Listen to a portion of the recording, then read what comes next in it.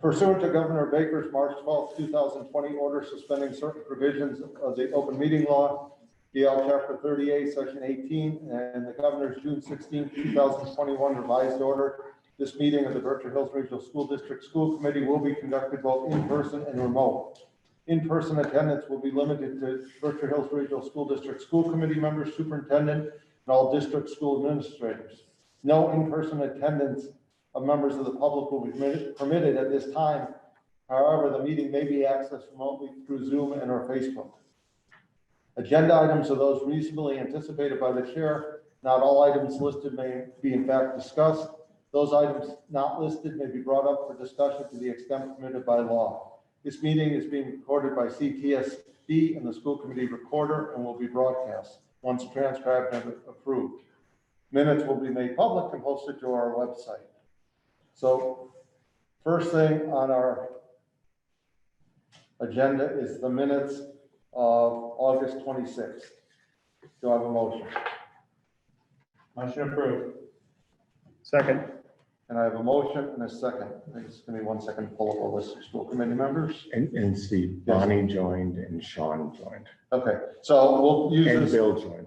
So we'll use this as our roll call also. So we have a motion and a second. Any discussion? Ann, roll call. Jason? Aye. Sean?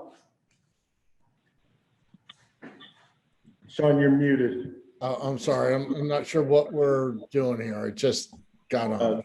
The minutes of August 26th. I take that as an aye. Yep, that's fine. Sounds good. Bonnie? Aye. Ollie is not here. Bill? Yes. Diane? Yes. Corey? Aye. Rich? Aye. And aye, it's unanimous. We're right into the superintendent's report. Okay, good evening, folks, and welcome. I'm going to share a number of quick updates. You know what, I'll actually wait on these. I think the one bit of good news I'd like to share is that the DOT, the Mass DOT, completed the first part of their project connected to the high school entrance. So you'll notice if you're coming north on 7, they widened the road about 6 feet and moved the turning lane over to the right, creating a little space between the turning lane and the northbound lane. So if you're pulling out from the driveway going south, the sight lines are better. As I understand it, that's the first or one of many parts of the project. And the next part will be to install the early conflict warning system, the flashing lights with radar that indicate traffic coming north, that alerts the drivers going north of somebody in the driveway, that is then across the street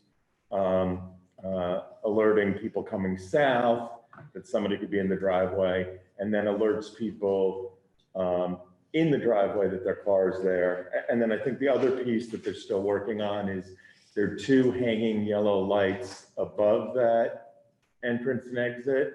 And they're going to try to tie those signal lights that just flash all the time to when there's a car there. So the lights won't flash all the time. And they think if they only flash when there's a car there, that'll be more meaningful.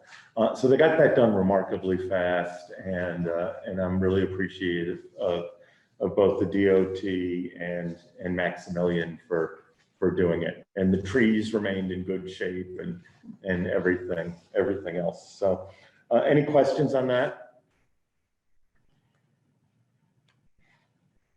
Okay, real quick, and let's start with Katie, and we'll work our way up. Just a little update from the school. We're all going to enunciate really clearly today because it's apparently too bright in this room for the second owl to work. So we're really working from this owl. So if you want to come up, maybe sit next to me. Hi, everybody. Hello. Hello. Okay, so just a couple of notes. This week, we celebrated International Peace Day. this is a traditional thing that has come back again this year, which is nice. Students, they had a day of education of world peace leaders, peace songs, peaceful meditations, and the like. Miss Annan and her team organized the pinwheels that were in the grassy area right outside the traffic. They, for the first time in a long time, I heard some kids singing today. So that was really nice. They sang What the World Needs Now as part of that celebration. Our music classes studied some Hispanic and Latino instruments. They designed some decor to hang at the Latino Festival this weekend, if you're going. Grade 3 and 4 viewed guitars of Paracho, Mexico. The younger classes discussed and created maracas.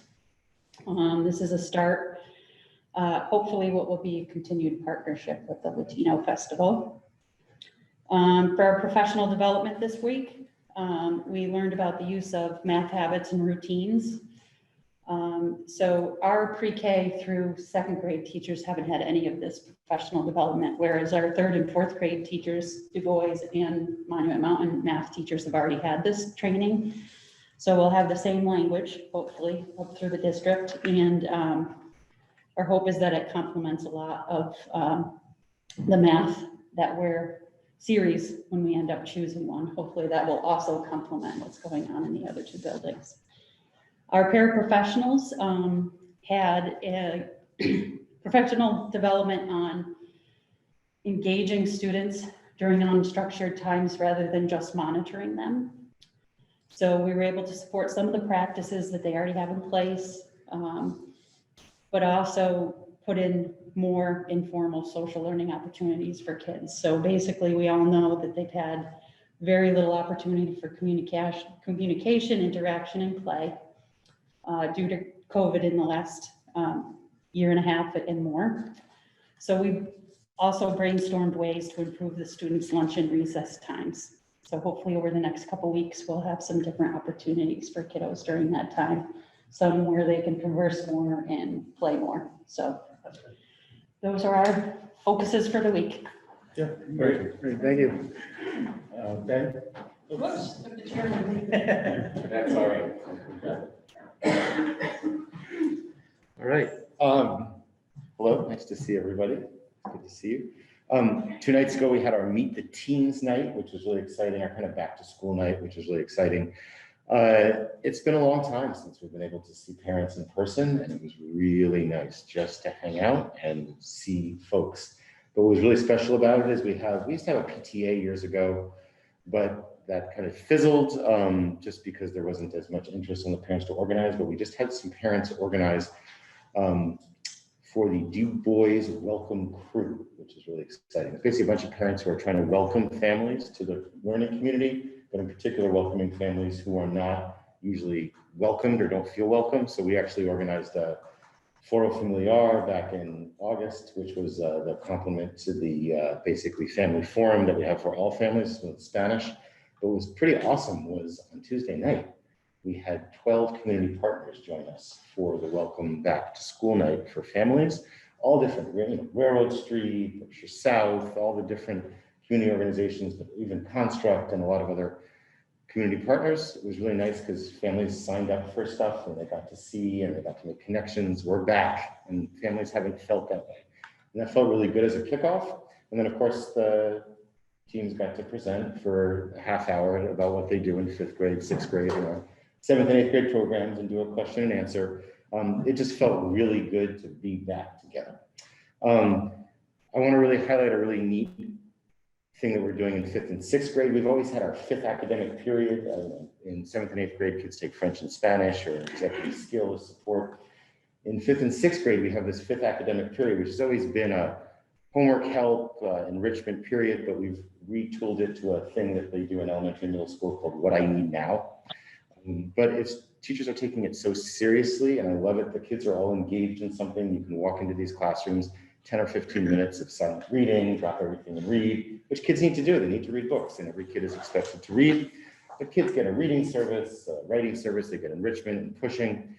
But even to the point where there's some in the 7th and 8th grade, we started a kind of Gay Straight Alliance Club in 7th and 8th grade. We have some 6th graders who are interested in it, and we're able to get kids into the places they need. So in many ways, it's not just an academic piece, but it's also a social emotional piece, which I really like.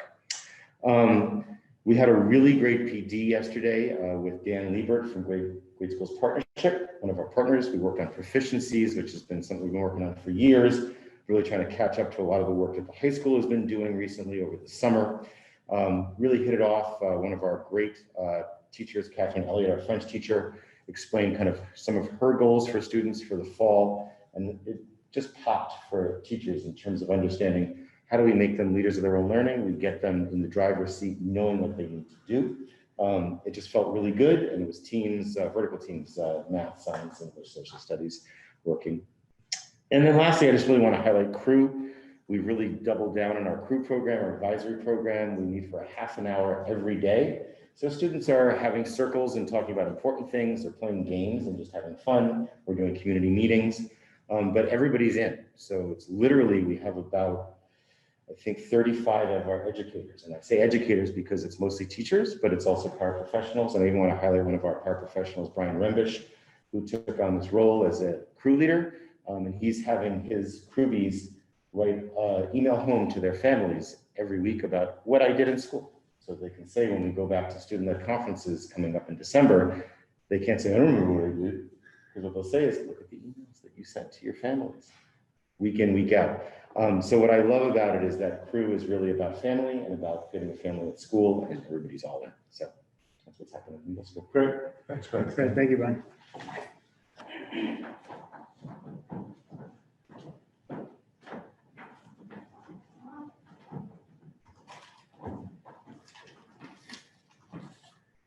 The old school paper version.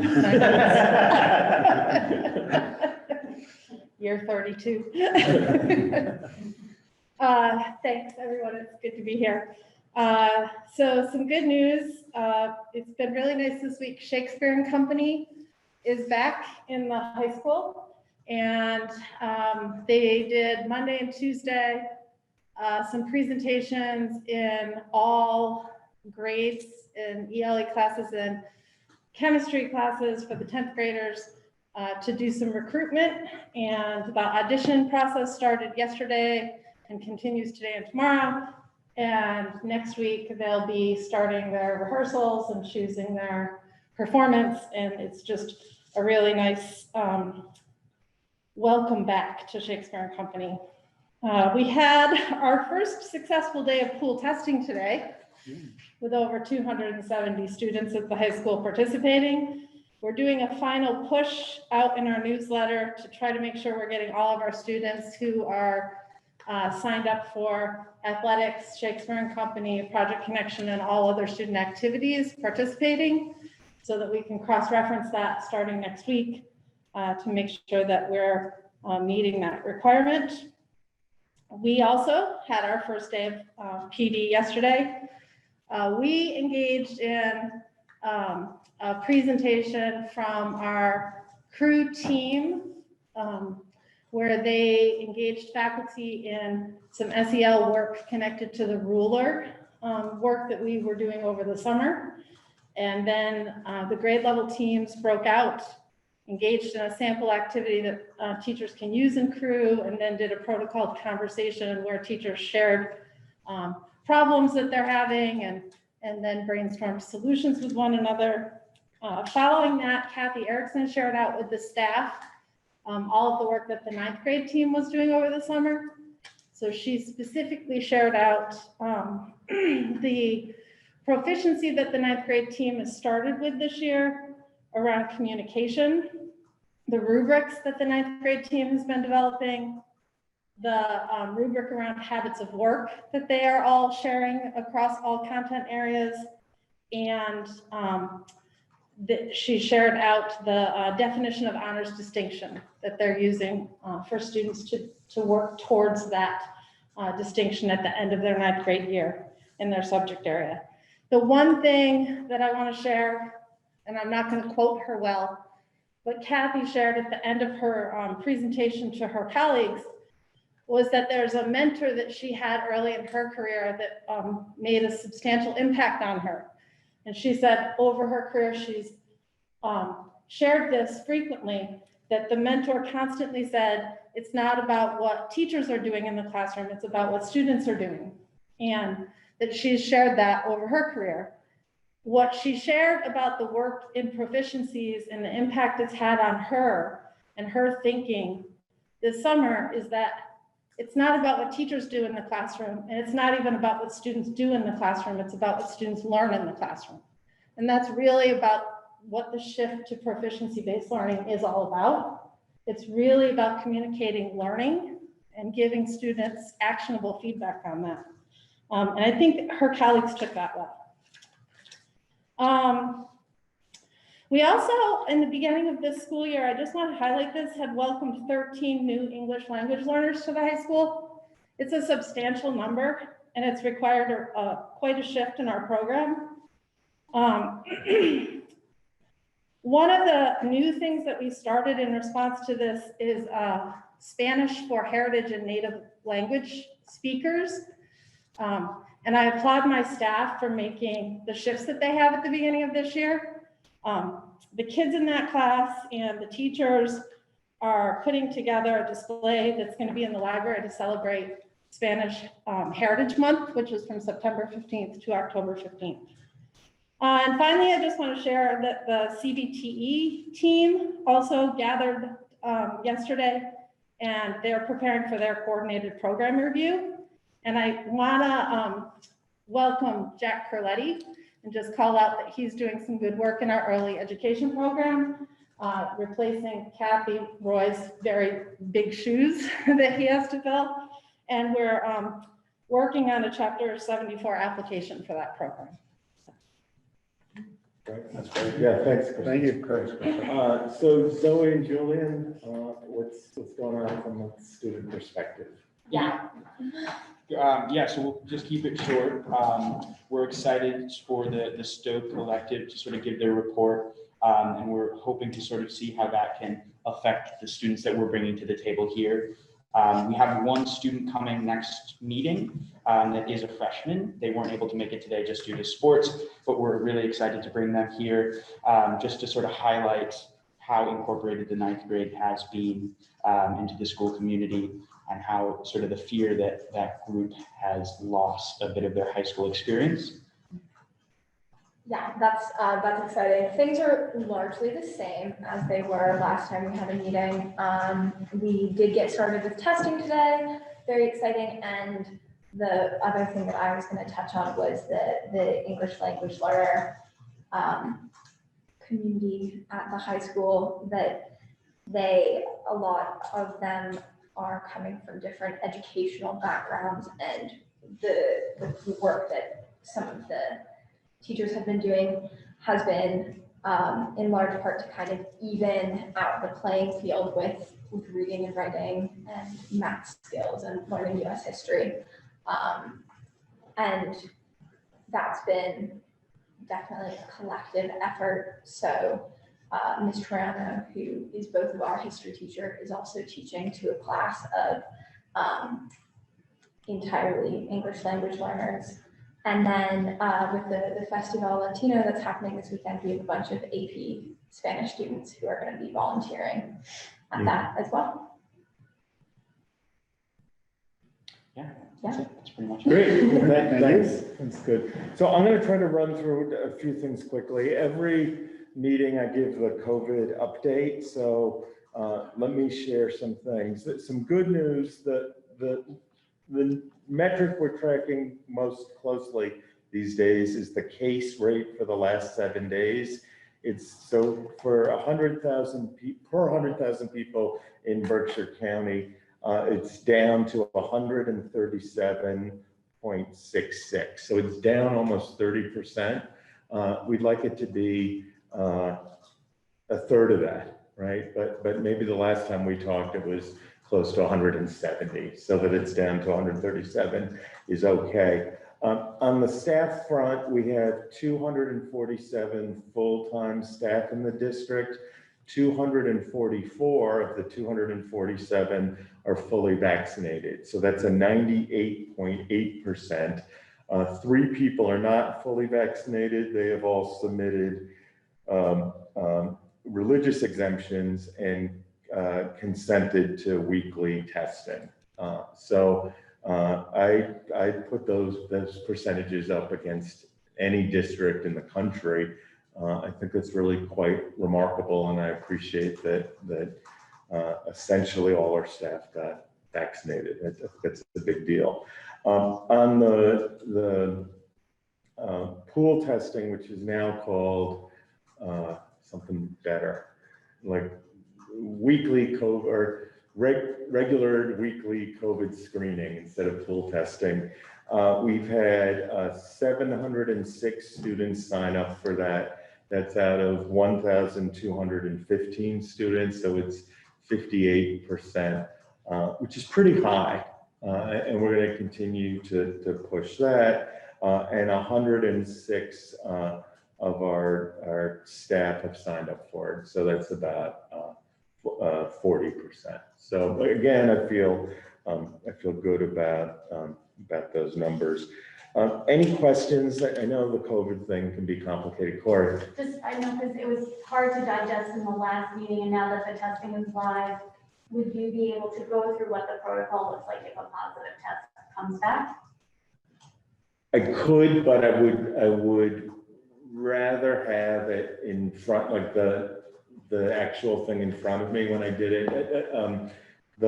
Essentially what happens is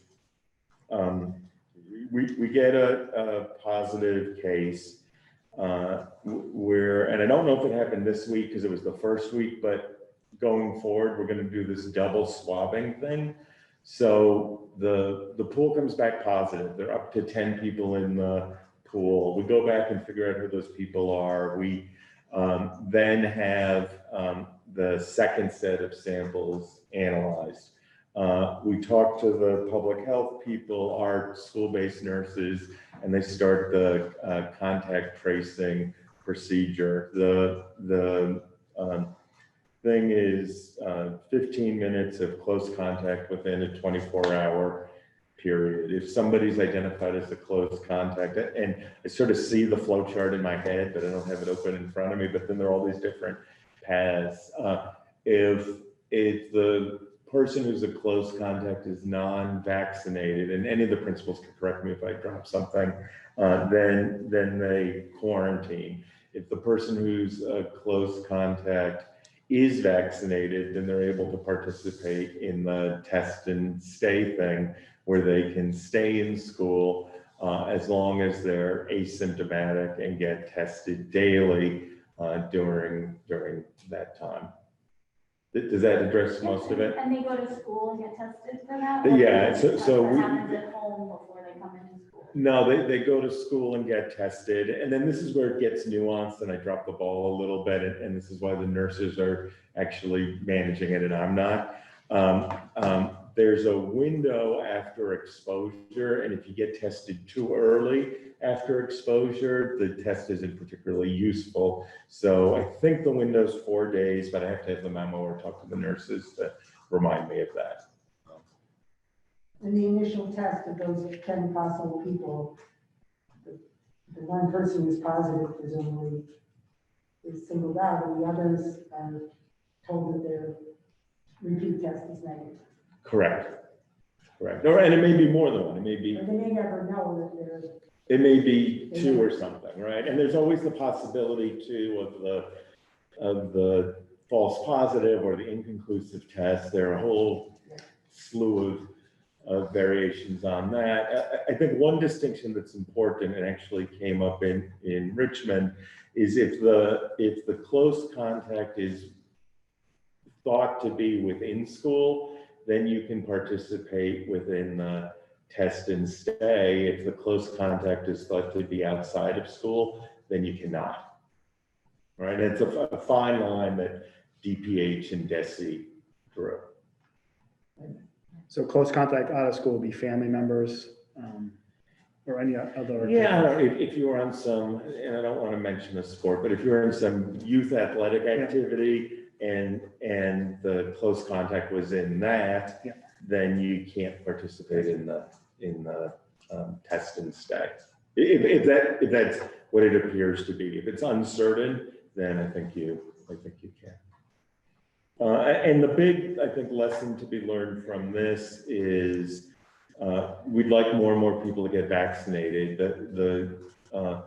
One of the upsides of getting vaccinated is how you're treated if you're a close contact, right? So if we all thought originally, like, you get vaccinated and there'd be gold everywhere and the doors would open, and that's not the case. But if you are vaccinated, the likelihood of you having to quarantine is really, really diminished. So you could be in school more. Any other questions on that? Okay. The next two, I think, are fairly straightforward, and then we'll get to hear the report from the Stoke folks. I've requested approval for 2 grant-funded positions. One, both the principals and Zoe and Julian made the case for, is a additional paraprofessional for newcomer or ESL students. Our population just shifted, right? I mean, it's always getting bigger, but it dramatically shifted in a very quick period. And having an additional paraprofessional, ideally a bilingual one, though they may not be bilingual in every language a student speaks, but would be really helpful. So that's one. And the second one is a BCBA, a board certified behavior analyst, and Kate's here and could speak to it a little bit if needed. We have one in the district. She's stretched relatively thin. Having 2 working across 3 schools would be much better than one working across 3 schools. And Kate, can you just give the layman's summary of the role of a BCBA? Yeah, the BCBA supports our students and our teachers when there are behavioral concerns, and she can go to meetings, she can do observations, she can do data tracking and progress monitoring, and work closely with teachers on managing their classrooms, and work closely with specific students and their families on specific behavioral needs. And we're only 4 weeks into the school year already, and she's pretty much full. And our needs have shifted to a point that with increased referrals and people asking for observations and other things, she's packed. She can only get to so many people. So we've got some people who have needs.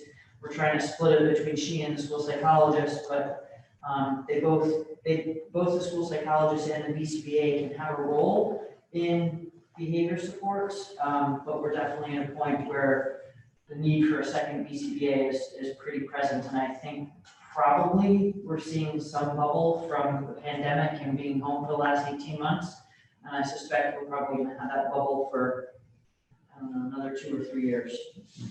And so, in all transparency, had the need not gotten so great now, this would have been in a budget proposal for next year. But I really think there's the pandemic effect here. So we're recommending it sooner. These 2 are grant funded. They're both grant funded, so it's atypical to do something out of our regular budget cycle, and you encourage me not to do it, and I very rarely make the recommendation. The last time we did it, you made the recommendation for the CBTE role, but I think both the roles are warranted. From a grant perspective, we have the resources to do it. And I'd rather invest the resources now proactively than let it slide a year and maybe invest double to try to correct some of it. The BCBA, I assume, has a job description because there already is one. Right. Will there be one for the paraprofessional? It's funny. So our paraprofessional job description, like our teacher's job description, is just universal or maybe generic, right? But then with sort of in addition to the paraprofessional, role. We have different levels of facilitators with things attached to it. So somebody's hired as a paraprofessional, and then we make them a facilitator to do additional work. I think the model that makes most sense is to hire this person as a paraprofessional, and then also redefine some sort of facilitator role aligned with this. Makes sense. Any questions? I just comment, supported 100%. The statement that you very rarely request things out of the budget cycle, I think is a bit of an exaggeration. He continues to rub my nose. Maybe when you said very rarely, you meant annually. I don't know about that, but, and I do believe, I do very distinctly remember that during the budget cycle last year, we had a very long discussion of finance committee about additions to deal with the social emotional challenges that would come from the pandemic. But this is a great idea. Okay. I knew I wasn't gonna let that go. Do I have a motion? Motion to approve. Second. I have a motion by Rich and a second by Corey. Any other discussion? Could I just like to ask a question? Is one of the requirements going to be that this person be bilingual? I think it's going to be, Bill, and sometimes we do this, is preferred, but not necessarily a requirement, right? So there are people who have worked with a variety of populations who aren't bilingual, who could be highly successful, but if we could find a candidate that is bilingual, that would be very advantageous. So I think we'll use the language preferred but not required, right, and keep our fingers crossed that we find somebody who is bilingual. Okay. Anyone else? So we have a motion, a second for 2 new grant funded positions. Roll call vote. Ann? Aye. Jason? Aye. Sean? Aye. Bonnie?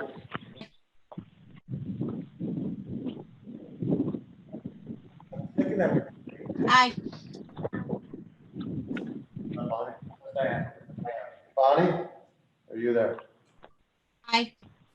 Thank you. Bill? Yes. Corey? Aye. Rich? Aye. And aye, it's unanimous.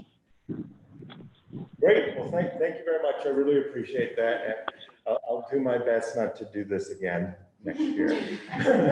Or take my loss. I wasn't gonna say anything until you said we very rarely do this. But the last time it was you, right? Well, I know. And we'll hear about that for years. Yeah, exactly, one time. Yeah. All right. So the last small one, and this doesn't happen that often. We have 2 students who are currently juniors who have requested to graduate early. Christy, in her role as principal, recommends that, and I, in my role as superintendent, also support it. Typically what we do, and we haven't done it in a while, is we come to the school committee for your endorsement. We don't share the names of the students as a privacy matter, but they're both on track to do it, and part of requesting to graduate early is to demonstrate that your coursework's in order and that you're ready to do it, and to make a compelling argument. And we both feel, and the guidance people feel, that these students are on track. So I'd like to request your approval for these 2 students to graduate early. Do I have a motion? Early means that they're going to graduate as juniors rather than seniors? They're going to graduate at what would have been the end of their junior year. So they're graduating in 3 years instead of the typical 4 or occasional 5. Is this something, are we required to vote on this? We believe so. We have in the past, and we only talked about it before the meeting. So I believe we are required to vote on this. If you look at our. I have no issue with it, and if you guys say it's a fine time, it just seems weird that like we never get into any decisions about any singular student and their academic. I mean, we're gonna do it, we'll do it tonight. We'll check the policy. I believe there's a policy that says we have to approve it. I make a motion, we graduate these 2 students early. And do I have a second? I second. Can I make a motion to amend? Yes. So Bill second. I make a motion that we fully delegate authority to Peter and Christy to make determinations as early graduation. Can we put that off to next meeting, only because if it's policy, it's more than delegating? Okay. But just put that on the next. Yeah, and I'm sorry, I didn't. That's partially my fault too. So I have a motion by Ann, a second by Bill. And Rich, I will agree, it's also weird because we don't release the name of the student, so. Students. I mean, if we were gonna, if this was really something we had to do legally and we had to do it, I would say go into executive session and hear what we need to hear and make our decisions. But We'll include the policy in the next packet, if it's still there, I believe it is. yeah, Just so everyone's aware of it. So I have a motion and a second, roll call. Ann, thank you. Jason? Aye. John? Aye. Bonnie?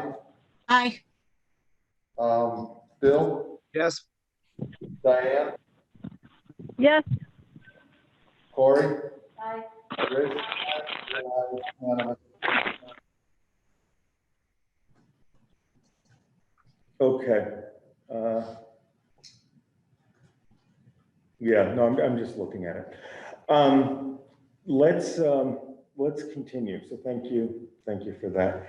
So what I'd like to do now is introduce the folks from the Stoke Collective who are here.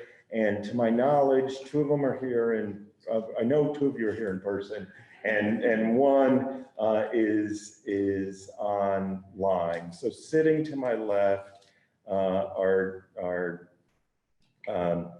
Jen and Lily, and online is Maya Hall. Maya's also a co-presenter of the meeting, so they're gonna do an overview of some work they did for us within the district, and then at the end of that overview, we built in a nice chunk of time for questions and discussion and conversation. So I won't introduce them more than that. We're really excited about the work they did, and we see them as thoughtful people. What's a little unusual is they wrote a very thoughtful report, and in some circumstances, we would send the report out before they did the presentation, but in this circumstance, we thought it made sense more to listen to the presentation, and then we'll send the report out as a follow-up. Okay, so the floor's the three of yours. Okay, great, thank you. We're really excited to be here in person and to see you all. My name is Jen. I'm gonna ask Maya to share screen so that you can see we have a little slide deck so you don't have to be looking at me the entire time. Yeah, so let me just start by introducing the Stoke Collective. Stoke is a collective of trainers and facilitators. We work with a wide variety of organizations and groups. We work with organizations that share our values, that care about equity and inclusion, that are really trying to do right by their people. And we know how hard it is to do that. So we are sort of sweat the small stuff people who really focus on what more than just the structural issues, but how do you build a relational culture that actually enables everybody within an organization to live those values. So we're really excited to work with the school district, to work with Berkshire Hills, and are really glad to be here today. I wanted to let each of the folks who are here on the team introduce themselves. I'll start. My name is Jen. I wear a bunch of different hats. I'm a member and a founding member of the Stoke Collective and a trainer with Stoke. I also am a faculty member in anthropology at UMass Amherst. And I'm also a parent in East Hampton, Massachusetts, of a 10-year-old who just started 5th grade, which is middle school there. And have been very active in my own school district's equity committee for the past couple of years, and so have seen that from the parent side, which after seeing it from a researcher side and as an educator, has been really interesting. Yeah, and I'll get over to Lily. Hi, I'm Lily. So happy to see all of you in person. I am also a trainer and a founding member of the Stoke Collective. I've worked in the field of youth development and community-based facilitation since 2014. And in the fields of college access, peer-to-peer sexuality education, and also local organizing campaigns. Something I'm really passionate about is multi-generational coalition. So when adults and young people all rally around community issues together, that's something that really gets me going. And I'm excited that these are conversations that are happening here. And it's just want to say it's been a pleasure getting to know the youth and the youth workers and community partners, teachers, administrators of the school over the past several months. And I'm so looking forward to helping accompany these really bold DEI initiatives that the district has put forth. Kick it over to Maya, who's in the cloud. Hello from the cloud. Hi, everyone. My name is Maya Hall, and I'm also a trainer with the Stoke Collective, and really excited to be here tonight. My background is in college access, particularly working with high school and middle school students of color, and also diversity and inclusion programming with education leaders. So I'm really excited to share what we've learned through the first phase, and support everyone who's already doing so much work in this area. I'll kick it back to Jen. Okay, and so there's another core member of our team that's been doing this work, Molly Brown-Hill, who is quite sick this week and so was not able to be here. But I should say that Molly and Lily are going to be, you will see their faces most often. They're local enough to be here. And are putting a lot of time into this project. Maya is based in Philadelphia, so you will see her face less often, and likewise, you'll see my face less often. But we're here, we're really engaged with the project and super excited about it. There are three other people on our team we've sort of invited in to advise us on this project. So that those folks include Kyson Nygreen, who's a colleague of mine at UMass Amherst in teacher education, who's going to be helping advise the folks who are accompanying the Ninth Grade Academy's team. Romeo Ramirez-Sigle, who is the co-director of the Palante Restorative Justice Program at Holyoke High School, and Joshua Patel, who is another trainer with the Stoke Collective, who's going to be working with us. So we have a lot of folks. And we try to bring whatever expertise is needed to a project, and we're excited to bring all these people to this exciting work. I'm going to kick it off to Maya to just talk a little bit about what we did over the past 6 months. Thanks, Jen.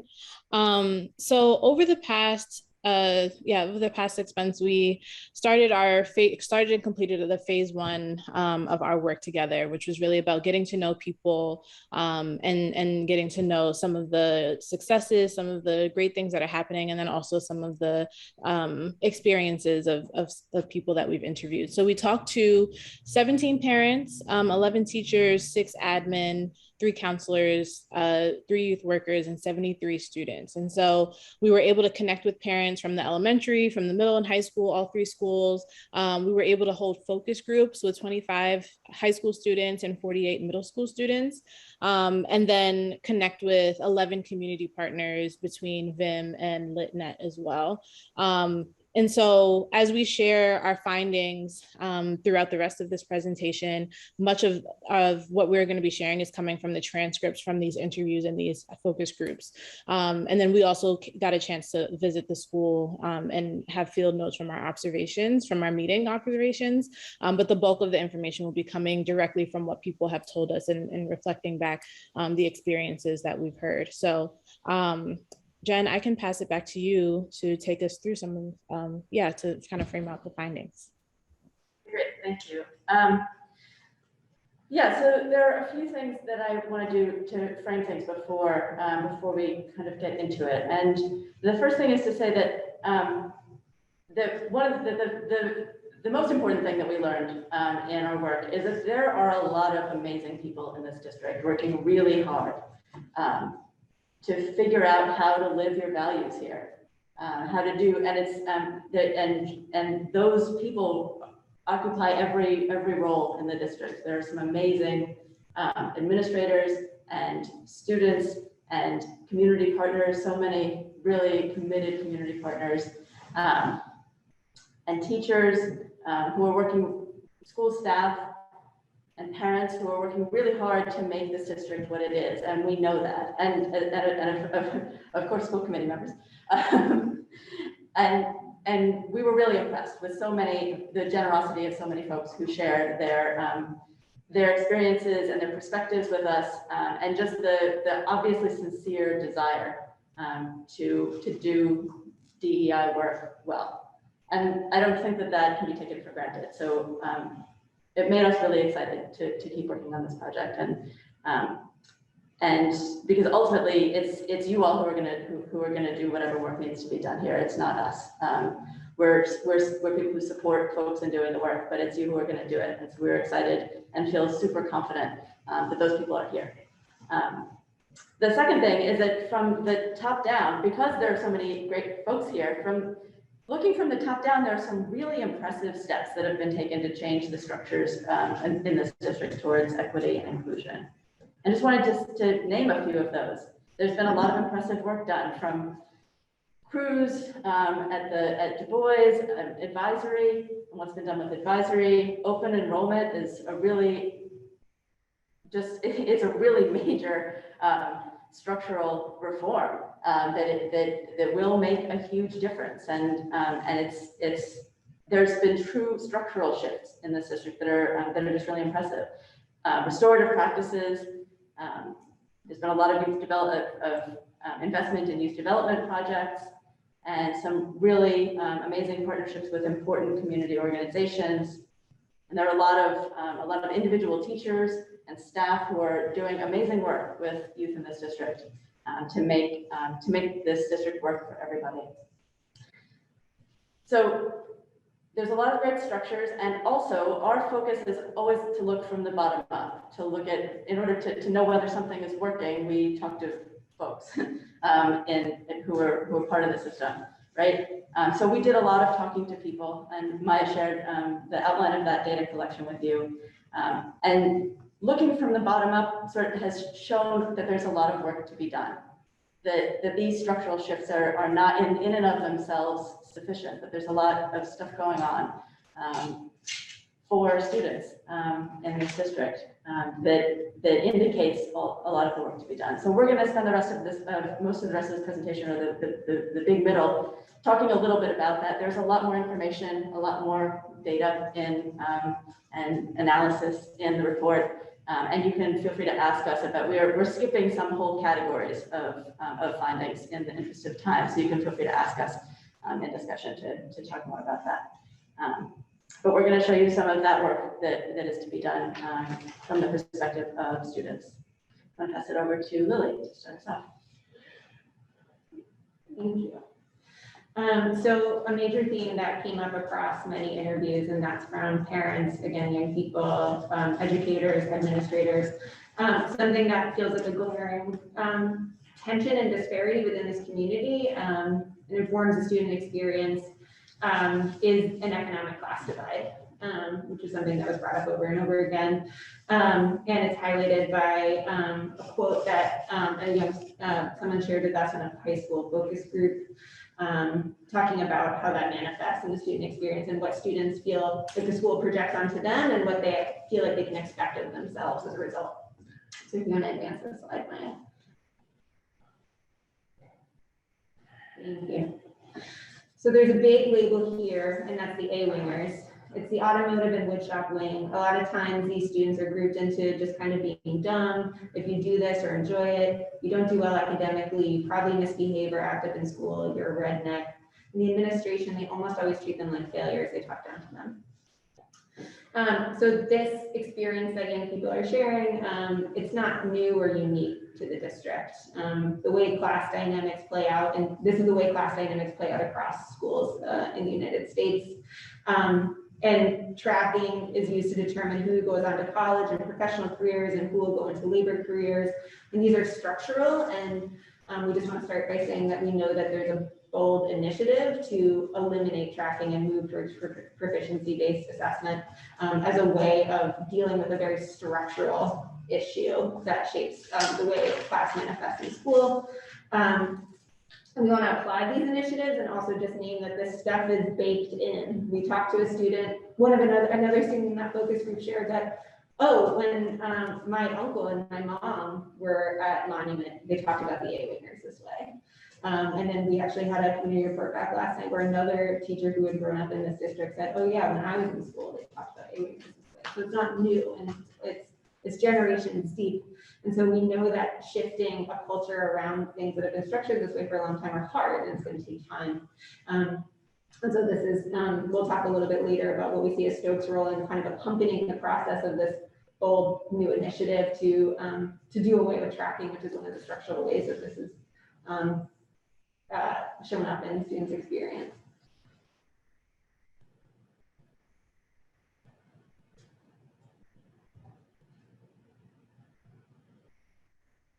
And I'll kick it over to Maya. Thanks, Lily. So I want to share a little bit about the experiences of students of color that we talked to. And so there are 3 central experiences that we've heard from students of color, and I'll go through each of those kind of individually, but I wanted to start off with a quote that we heard from one of the parents, as it really symbolizes what Lily was saying around like students experiencing having racist experience now, but then also having that generational experience of parents as well. So this parent said, but the thing we face out here is longstanding, deep-seated generational racism. Like when my daughter came home super upset because the kid was using slurs in class. And then like when she checked him on it, he was like, oh, I wasn't saying that. I was just saying Snickers, you know? And then I come to find out it is the son of a dude who was doing the same thing to me in high school. So here you can see, again, like a parent having an experience with racism in the high school, and then that experience also now happening to his daughter and by the same family. And so when we talked to students, we heard 3 main experiences. The first was the experience of isolation, or as experiences as the only. And so many students are either the only ones from their community in their classes or one of very few in their schools. And this really contributes to a lack of community connection and also fuels the tokenization that they experience, moving into the second point. So students are feeling isolated because there aren't many students that look like them or from their communities. And then also they're tokenized as having to represent their entire community because there are so few. And then the last one, the reactionary versus proactive responses to racist incidents, is a 2-pronged thing that we heard. So one, when racist experiences do happen and students go through the proper channels and forums, they don't get the response that they would expect. And then also that when they, there isn't a preemptive or there's not a proactive response to racist incidents. There really is only a response after something happens. And even the response that usually happens, according to students, is not something that symbolizes accountability to them. And so those are the 3 things that we heard from students of color. Again, going back to experiences of isolation as the only, tokenization, and then having experiencing reactionary versus proactive responses to racist incidents. And then I will give it back over to Lily to talk about immigrant students and families. And I know we're going very fast. We're trying to cram a lot, 30-page report into 20 minutes. You're doing your best. And so we're looking for the questions. One question that we asked in all of our interviews, students and again, teachers and parents and administrators, is who do you see as well supported in your school, and who do you see as not being well supported in your school? And something that was another common theme that we heard is that young people and their families who have recently immigrated to the Berkshires, ELL students, former ELL students, there was a sense of these students being segregated in the schools that they go to, and also being under supported and receiving uneven support. And that's something that we found in our conversations with young people who had immigrant parents or who were in ELL classes at the middle school. We were grateful to have these conversations with them at the middle school level. And for the rest of our data, we relied pretty heavily on volunteers in medicine who have very robust relationships with immigrant families in the area, and they were very generous with some of the data they had been collecting themselves and shared their own experiences. And so you can go to the next slide, Anya. Thank you. So what we heard from students is that they found that some of these students shared that there were a couple of teachers at their school that treated them like whole people. That made them feel I'm normal, I'm regular, and I'm not just a young person in need of academic help. And that these teachers were also the teachers that made a point to get to know them outside of school and get to know their families, which was really important to these young people in terms of feeling respected. And then on the other hand, we spoke to some other students, an ELL student and a former ELL student, who also said the opposite, that they felt a lack of support from educators. There was an example of two students being asked not to speak Spanish in a school-based program because it made other students uncomfortable. One of those students ultimately left the program for feeling uncomfortable. We also heard an example of a student who, when asking a peer to repeat what a teacher had said because they didn't quite understand it, being reprimanded by the teacher for speaking out of turn. And I just also want to, balance this out, but we also heard examples, like really amazing examples of specific teachers who have gone above and beyond to get to know students and their families well, and to connect meaningfully. And that said, that immigrant parents have often expressed not feeling heard in terms of what the school needs to be for their kids. And we just also want to note that something we heard from community health workers is that the level of trauma that young people are coming in with that have recently immigrated to the United States, specifically from South and Central America, is massive and it needs very committed and devoted attention within the school. And so the task moving forward is figuring out how to be truly responsive to the needs of young people, but also to their entire family, which I know is a value across the board within the district and particularly important here.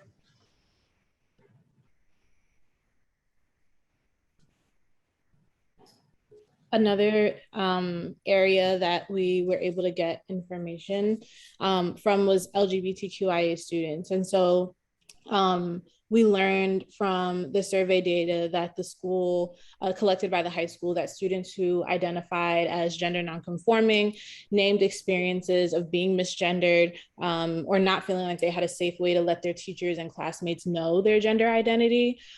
We had one student that expressed a lack of trust that teachers or other students would even care or try to learn their correct pronouns.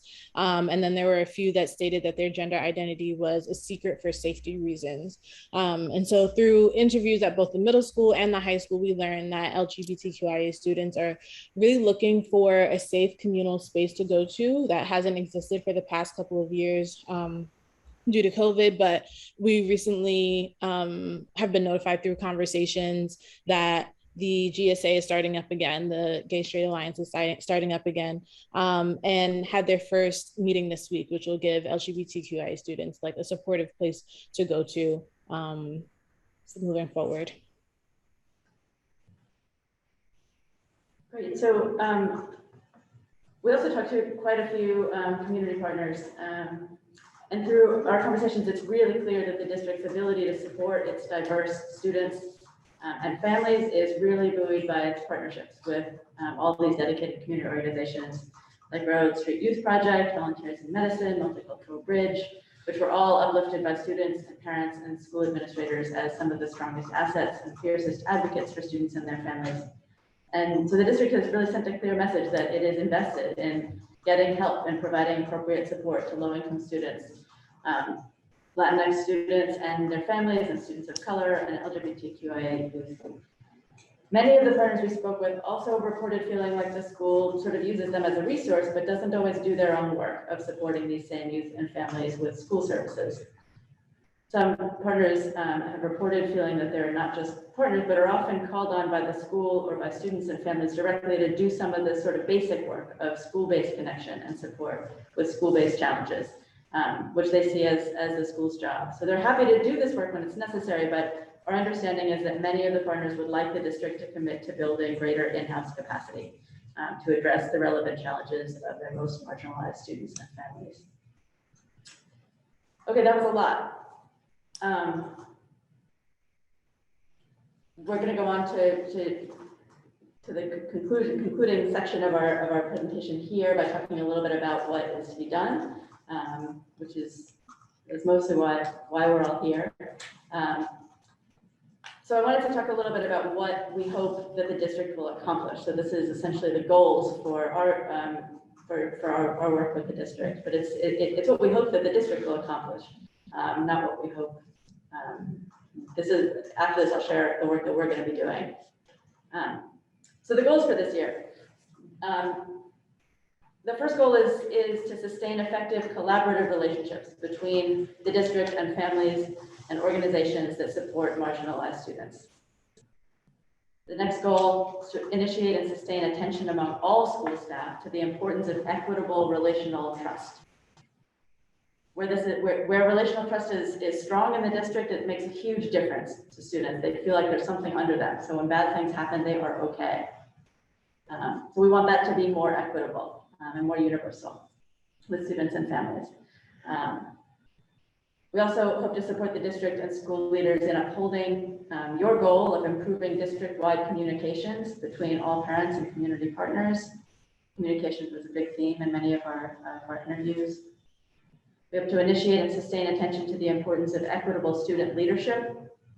The notion of who can be a student leader came up in many of our interviews. We hope to work on that with students and introducing some meaningful practices towards that end. We hope to engage a diverse range of students and staff in developing concrete relational tools to address racism, classism, homophobia, transphobia, xenophobia, sexism, and other threats to the well-being and opportunities of people, and thus the overall success of the schools. And finally, we hope to engage district administration and high-level staff in key relational practices that are necessary to ensure the success of district and community student-centered equity and inclusion projects. So really focusing on what are those equitable practices that need to happen at the administrative level. I'll pass it over to Lily to talk a little bit about how we plan to do this, what the work is for us. So as Jen said, we're sweat to small stuff people. And we think so much of relational trust is built in meeting well and supporting people and being in the right conversations with the right people and having those conversations go well and people feeling connected. And in those meetings, gauging support needs and then providing support immediately and assessing new ways of doing things, handling conflicts and learning from mistakes, just like the practices of being human together and just doing that well. And yeah, we got some stuff. So the district started the Diversity, Equity, and Inclusion Task Force at the end of last year. And we were asked to take over the facilitation of this task force, and that's something we're really excited to do. And we're also excited to narrow its scope a little bit for this to be a space specifically for parents and community partners to be in coalition with one another and serve as a resource for the district to communicate its school initiatives directly to parents and community partners, and also for parents and community partners who are the most on the ground and maybe have the deepest trust right now with young people, to be able to name what needs are, what's coming up, and have that water be carried back up to administrators. So creating a safer space for the folks in deep relationship to convey information back and forth and shift culture in this way. And this is starting, and our first meeting is on Tuesday at 6 p.m. Another thing we're excited to do is accompany this new parent liaison role, and something in That's sort of evidenced by the district's commitment to supporting recently immigrated parents as a collaboration with Volunteers in Medicine to start a new parent liaison role to recently immigrated families and Spanish-speaking families. Her name is America. She's amazing.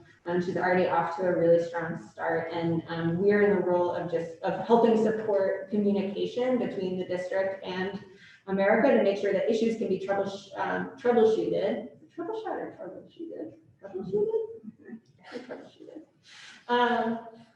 as quickly as possible, so that she can do what is her work, which is focused on building trust with parents. And we've heard even in this meeting all the amazing stuff that's happened at the middle and high school with the Foro Familiar, and it's happening. It's now. At the high school specifically, something we heard from young people in terms of youth engagement is that, what Jen was saying about who are the youth that get to be leaders, and that there is acknowledgement from students and educators that it doesn't always feel like there's equal opportunity to participate in some of the amazing youth agency initiatives that are happening at the high school. So there's YATS, Youth and Teachers Transforming Schools Together, student government, the GSA. There's all these spaces where students are developing their leadership skills. And something Stoke's really excited to do is train students how to do their own outreach, how to do their own relational practices to have the base of students in their groups that they want to have and that are representative of their school. So we're excited to work directly with students to actually do some of that skill building, which on our team we have, where a lot of us are trained organizers. These are basic community organizing skills, and we're really excited to work with young people on those skills. I'm gonna kick it over to you. Okay, 3 more, we're almost there. Final push. So we, as has been mentioned, the open enrollment at Monument is a really big deal. And we don't know exactly what is going to be needed, but because it's new and it hasn't happened yet. But we're really committed to helping make it work in any way that might be helpful. So we're interested in providing accompaniment and support, and that basically means being around for teachers to use as a resource. So when things happen, the teachers who are really leading up that team can really be focused on students and not on putting out fires, right? Or fixing little communication snafus. A lot of those are the things that can really get in the way of the momentum of a really important initiative like that. So we're going to accompany that team, become a liaison to parents, community partners, district administration, and the school committee to that team as necessary. And we've also brought on Kaisa Nagreen to help advise us on that. We're going to be advising in the development and structure of a broader restorative justice, restorative practices team that cuts across all of the schools and shifting towards a more, helping the schools to shift towards a more youth-led approach to restorative justice instead of an administrative sort of top-down approach. So I'm heading up that part of the project, and I'm basically at this point convening meetings so that the elementary, middle, and high school administrators can talk with each other about what it is that they're doing and become sort of a team that is working collectively on making sure that restorative practices and non-punitive approaches to working with young people is a theme that doesn't sort of drop off the radar screen because it's important but not urgent. And then finally, we're going to be accompanying the administrative team on their meetings and sort of workshopping issues around staff professional development and doing some individual advising of district leaders as needed. A lot of the most important DEI work doesn't happen through trainings and workshops. It happens through conversations and as things happen, workshopping those things that happen. So yeah, there are other things that we'll be doing. We've made some recommendations of things that we feel are in the district's control to shift right now, like little things that would make a big difference around like writing shorter, clearer communications to families instead of long newsletters and things like that. And have been excited about just the process of working with the district and sitting down with people really regularly in a lot of different configurations to keep this stuff on the radar screen in a really grounded way. Thank you for listening to our very overly long presentation, which also sort of only scratches the surface, so open for questions. Questions, comments? Did you see any evidence of a connection between the issues you raised and the complete lack of racial diversity in our professional staff? That was definitely lifted up, yeah, for sure. By fellow teachers, by administrators, and by students. Yeah, absolutely. And that was lifted up, and representation is very important. And another thing that we did hear from students that we thought was pretty remarkable is that of all the students we talked to, they said that there was at least one educator at the school that they felt like had their back, that they felt like they could go to. And so that's rare. And so we were pretty heartened to hear that. And also the profound lack of racial diversity and representation that students and also staff were experiencing was something that did come up quite a bit. That's one of the things that in terms of direct coaching and advising and support of admin is something that has been earmarked. It's like talking about what retention and recruitment of more diverse personnel can look like. That's great. Corey? So first, I think it's incredible work, so thank you.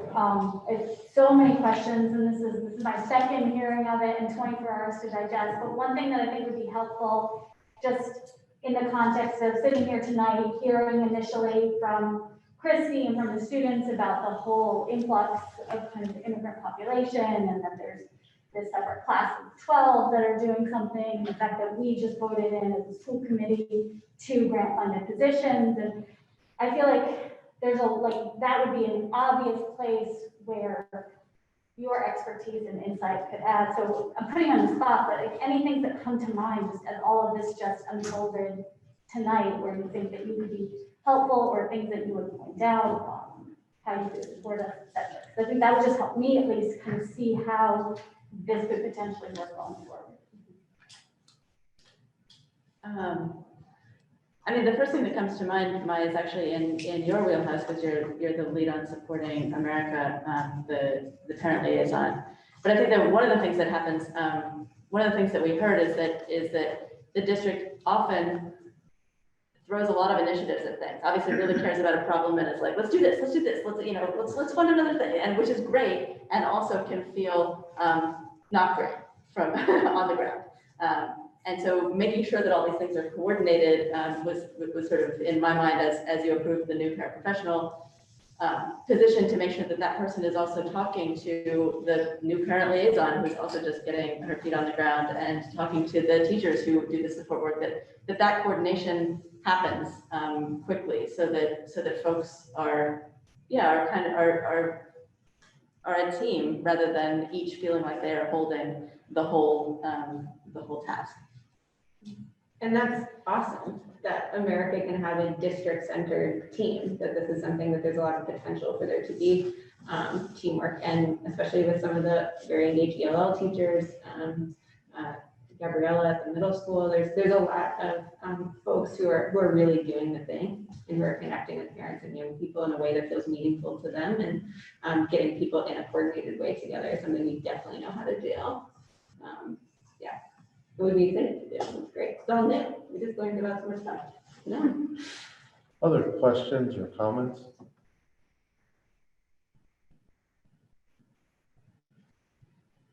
So I look forward to having you back here with updates. Sure. That would be wonderful. If I could, I don't want to put, I do. I want to put the students on this spot. I'd love to hear any comments or thoughts that you might have. Yeah, so one comment I just had would be to the school committee members, and as this sort of being our first full trip around the sun, being members, we're not exactly sure how the budget process works, but sort of what I'm thinking about is how this is going to be funded.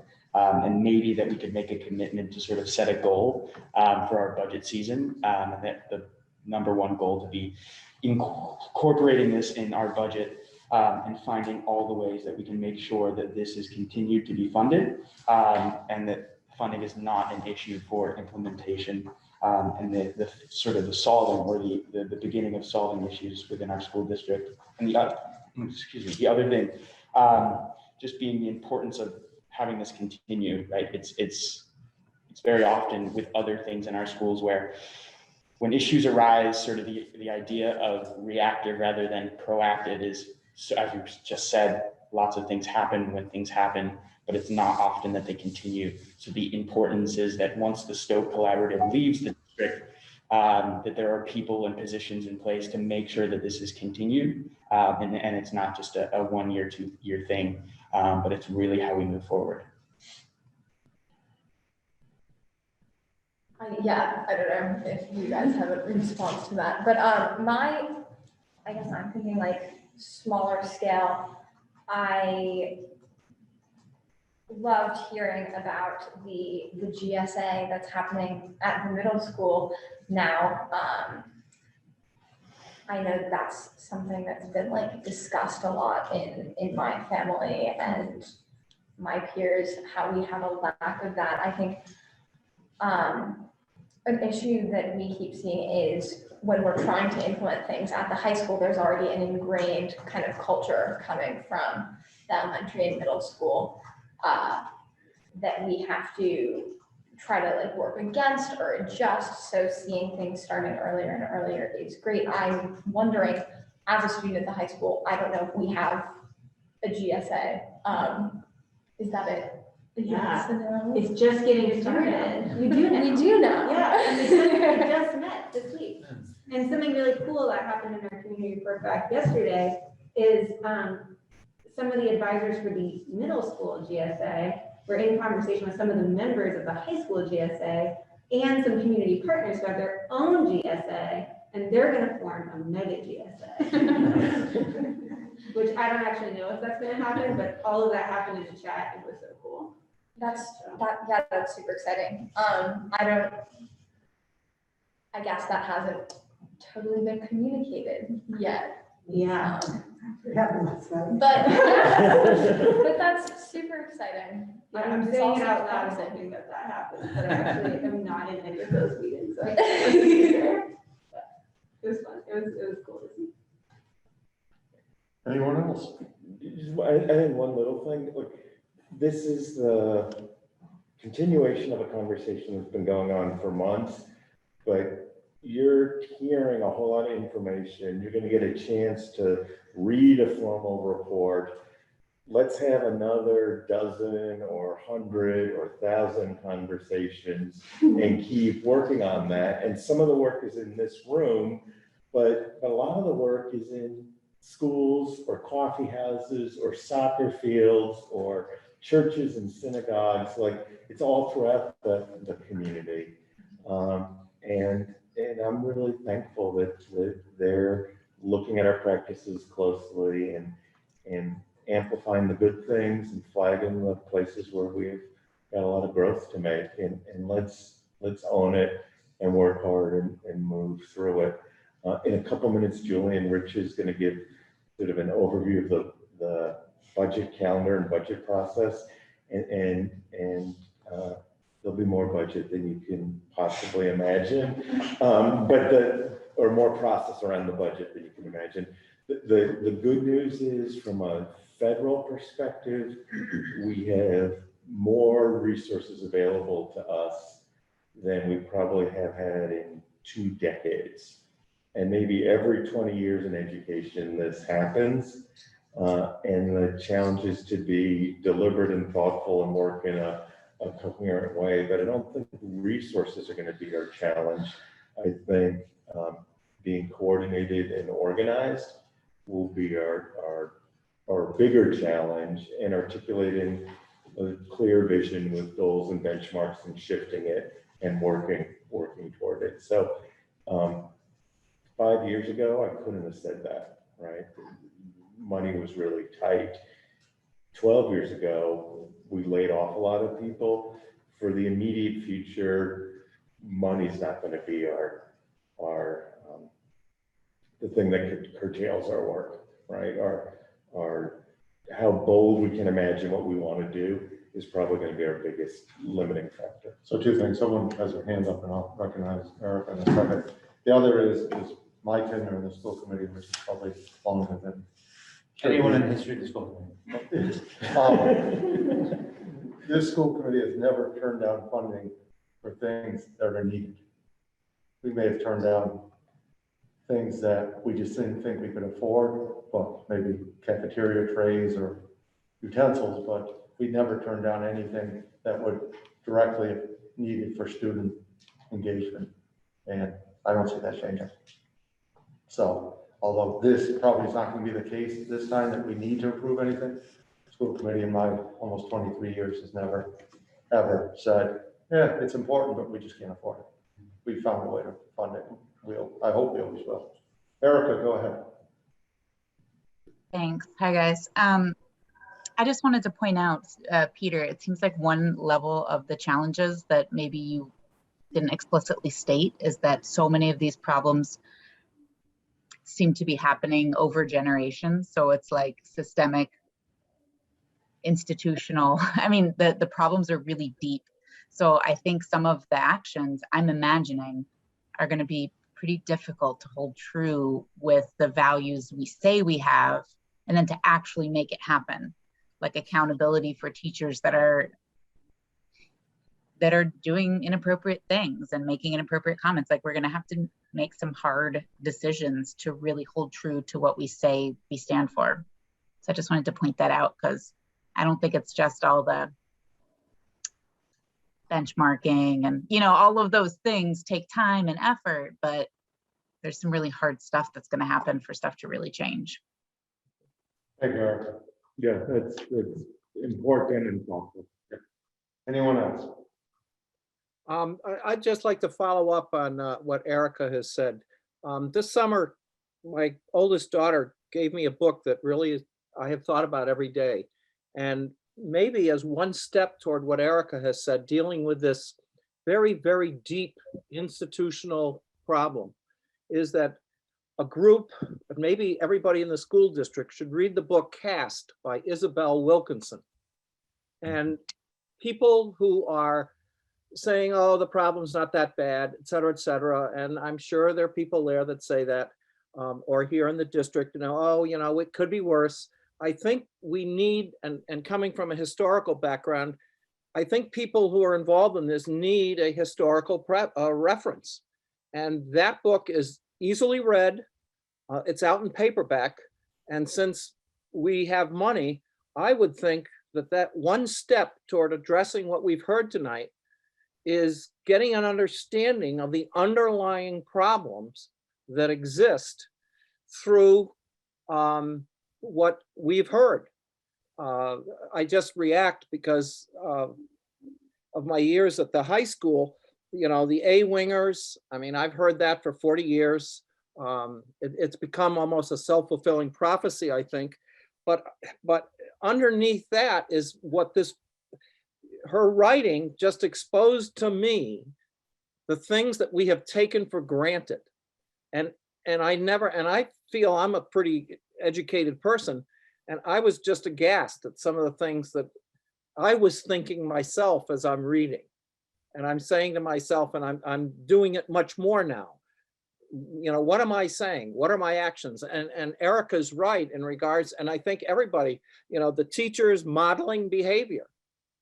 But then how you say things. I think one of the things is everybody on the staff and the district should be given a copy of this book and be told, this is what we're going to deal with, because the issues that I've heard tonight deal with what she is dealing with. So that's my suggestion. And I look forward to the report, and I really am appreciative of the work that you have done and are going to do. It is so important.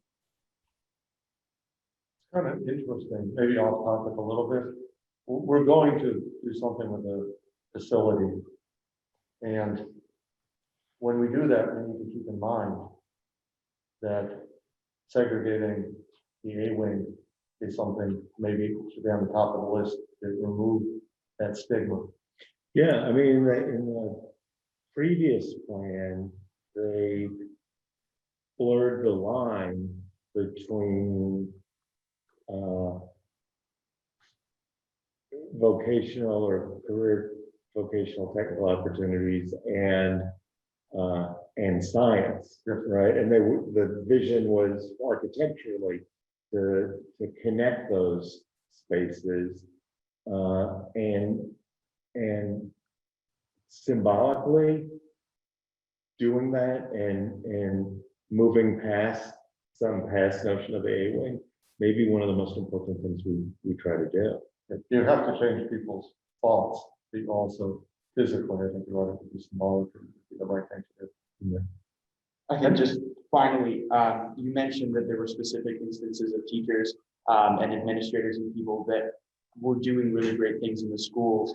And I think the biggest thing, I think for me that's exciting is highlighting the specific teachers and employing them as leaders sort of to their colleagues and finding sort of the people that are doing really good work and starting from the bottom and from within. Thank you very much. We look forward to having you back.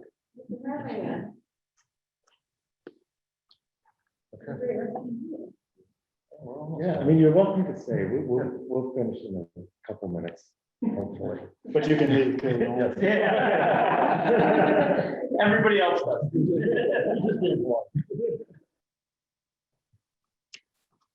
Could I also just say really quickly that their process was amazing. I interviewed with them and it was extremely easy and friendly, and it made lots of people feel very at home and comfortable sharing. So thanks for the work you guys are doing, ladies. Sorry to interrupt. No, that's okay. I appreciate it. Policy Subcommittee has not met. We were supposed to meet on something, Peter, and all to talk about what that was, because I don't remember. Yeah. Buildings and grounds. Have not met. Superintendent's evaluation has not met. Technology has not met, but finance, Rich. We have not met, but I do have an update. I'll pass it around. We have the schedule for this year's budget process. Just jumped in. Peter and Sharon have done a really good job of putting this together in a very good, consistent way. And I fussed around with it the later this afternoon. That's why you're just kind of seeing it now. But the process that you'll see is somewhat similar to what we've done in the past couple of years, a little bit more condensed. But I'm starting to think this may be the sweet spot of how to do it in a thoughtful way, and not a rushed way, but not a overly time-consuming way. The dates at the end are predominantly what we've seen in the past and kind of required by statute. I guess the only important date I'll call out, or the three important dates I'll call out, or maybe five, are the finance subcommittee dates and how we've broken them out this time. On October 6th, we'll be reviewing the operations and technology budgets. On October 20th, we'll be doing the SPED and middle school budgets. On November 4th, we'll be doing the elementary school and the high school budgets. And then after that, that's kind of the overarching analysis. And then on the 18th or the 2nd, we kind of morph into actual like budget composition, drafting, evaluating changes. So in the last few years, we've had probably good attendance by other members of the committee at the finance committee. I want to continue to encourage that, and particularly our student members. Those are good meetings to come. I know you guys, it's a lot to ask for these meetings, and I know subcommittee meetings are particularly heavy lift, but those are good, lively discussions all the time. So one thing we'll revise on this is we'll put times. We don't have set time. Yeah, I'm not criticizing, but yeah, we'll look at it and say, okay, it's that day, but what time? We'll come up with that. Between Rachel and I and Peter and the rest of the committee, we'll figure out the times. Yeah. I think we typically do it at 5. I put around the dates on this, so that may. And it's easy to remember. All of them are 5 except the meeting on the 6th, which is when? 6. Right. So easy to remember. Right. Yes. All 5 except the meeting on the 6th, which is it. Is the meeting set up on the 20th? Yep. It's 5 as well. Yep. Okay. So that should be good. One thing I will offer to do, and I could do it, or Sharon could do it, or we could do it together, is, and this may be particularly relevant for new school committee members or student members, we could do like a 45-minute budget 101 to tell you sort of the whole process. What always happens is somebody has some great budget idea and they bring it to us in March. And the train is in motion starting in like November. So if you have a great idea, let's start talking about it in the early fall and not in March. If you bring something to us in March, it ends up being in the subsequent year's budget. And then the other thing that's important to know is this is our operating budget and our capital budget. And there's other money, particularly these next few years, connected to federal grants that we have some flexibility with. So this is the meat and potatoes part of the budget, but we can do cool things with it too. And the other money lets us, we have some more flexibility. I assume these meetings will be in person and Zoom. I think so, yeah, So- last year we did all Zoom, but I think we do the. So the positive of that is if you can't make 5 o'clock meetings because of like sports or we'll record these and hopefully there's some way for those to be broadcast. Yes, yes, yep. Yeah, Rich can just make sure that I get a copy of all these meetings and their times, please. I'll email out to you, Phil. Okay, and thank we'll you. put it all electronically, it'll be on the website. And all of that. Anyone else, Rich, anything else? Or Peter? I think that's it for now on finance. Sorry. Anything? No? Peter? No, not finance, but the next one. Yeah. So this is just an update, and I sent out 3,000 emails on this, and every resident of the 8 towns is going to get a postcard on this. But the Regional School District Planning Board, which is the 8-town group that's exploring consolidation, collaboration, or I guess doing nothing, is doing a big survey right now. It's big and it's exhaustive. And the early responses, I think we sent it out Tuesday, maybe Monday. They're getting hundreds of responses already. So it closes on October 12th, but if you got one, please respond to it. There's one for staff, there's one for students, there's one for families, and there's a separate one for recent graduates. So check your email.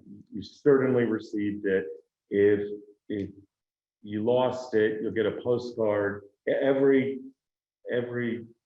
house or mailbox in the 8 towns will get a postcard, I think later this week, with a thing you can scan to get to it. I think it's unprecedented that we're doing such a big survey, and people completing it, I think, will be really important. Thank you. Anything on the first one? There's lots, but nothing that I think particularly warrants discussing. Any public comment?